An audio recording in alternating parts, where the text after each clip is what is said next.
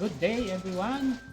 This is another blessed day for our channel, and today we have another episode of our OBS tutorial. And just to review our latest tutorial, I teach you how to remove your background using the chroma key, and this green screen tutorial is a big help in removing your background. So like what we did, we remove our background by going to filters and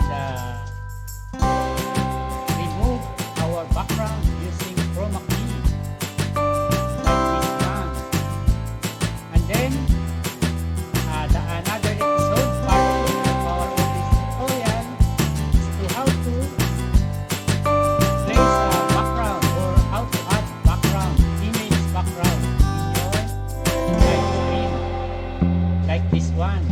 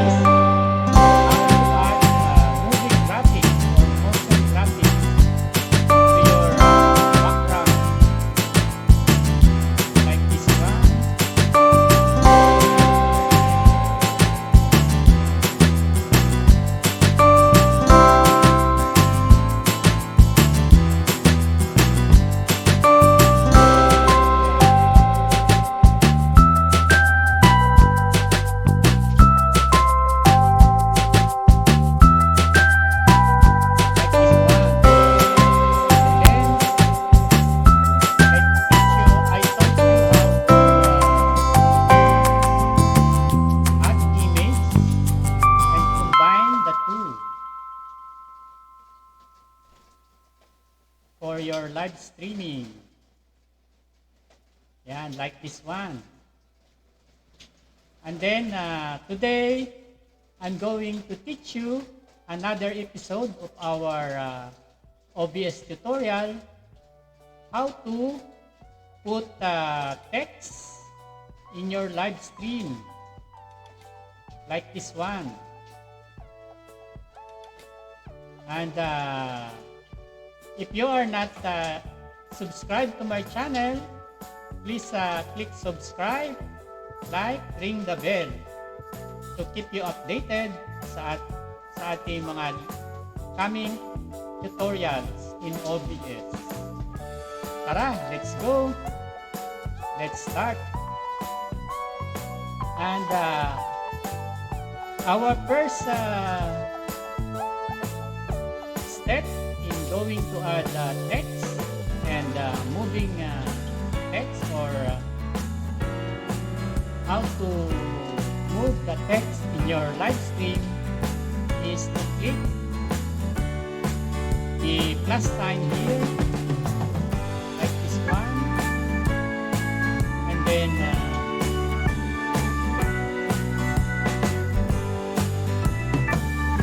choose text.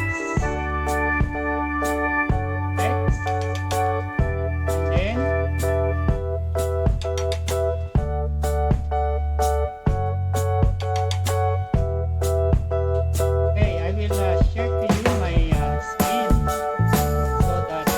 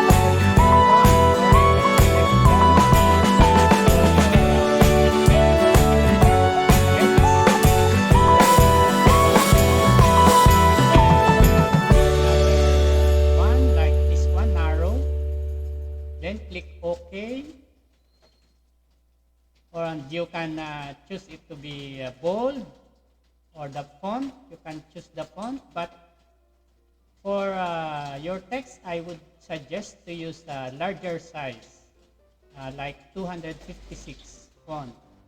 Then click OK. Then you can type your text in the box here. Let's say, for example, you want please subscribe. Please subscribe or support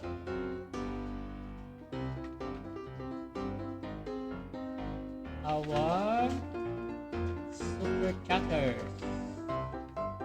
Yan. So, let's say, please support our super chatters. Yan. Let's make this as is and then put some hyphen there. Then click OK. Then you can see here the text is so large. But you can make it smaller by clicking the box here.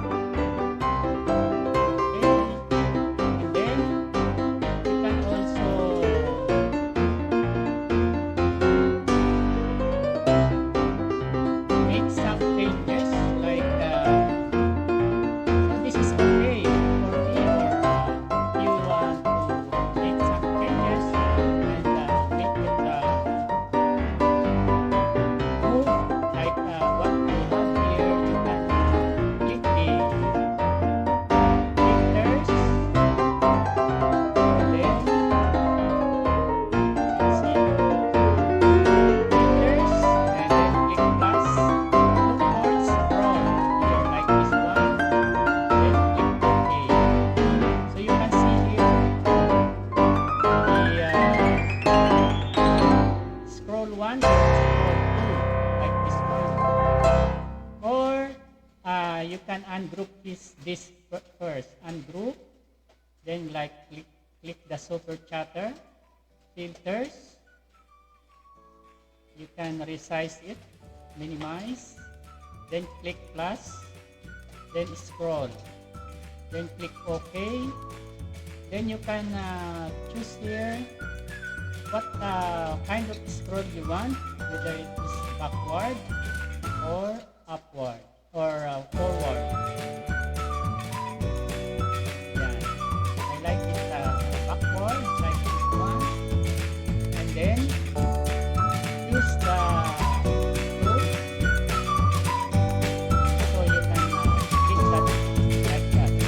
Then or if you want to make some changes in color, click the properties again.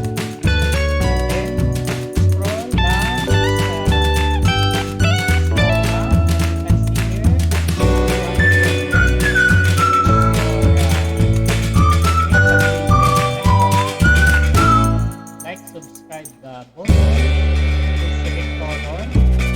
You can choose white or you can choose another one like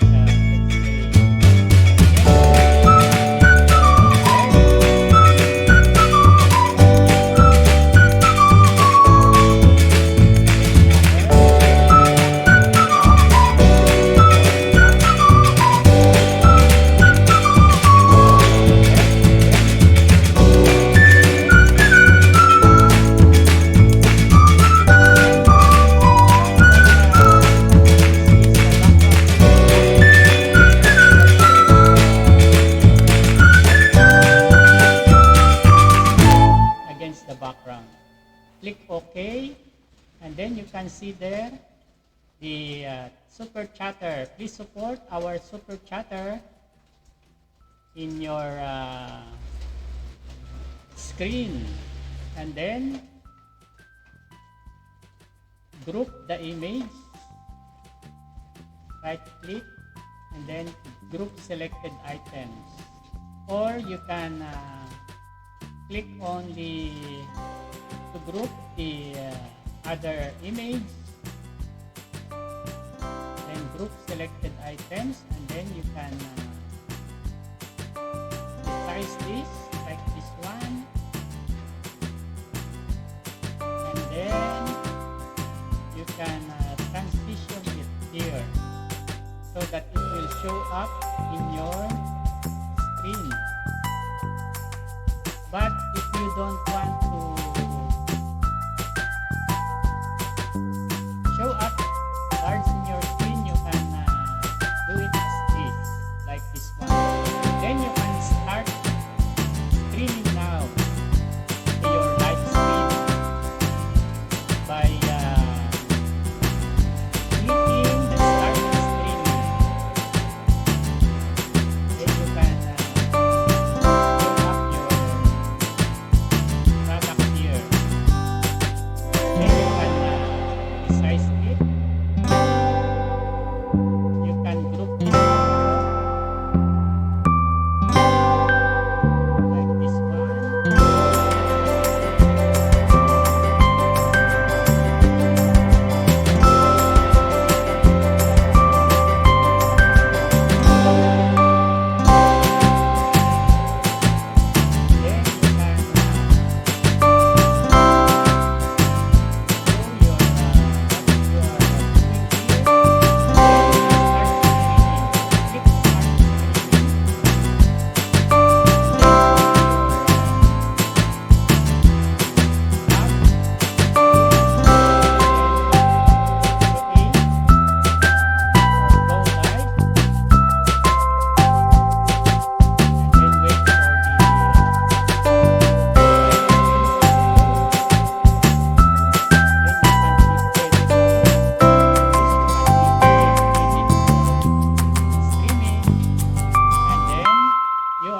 live streaming.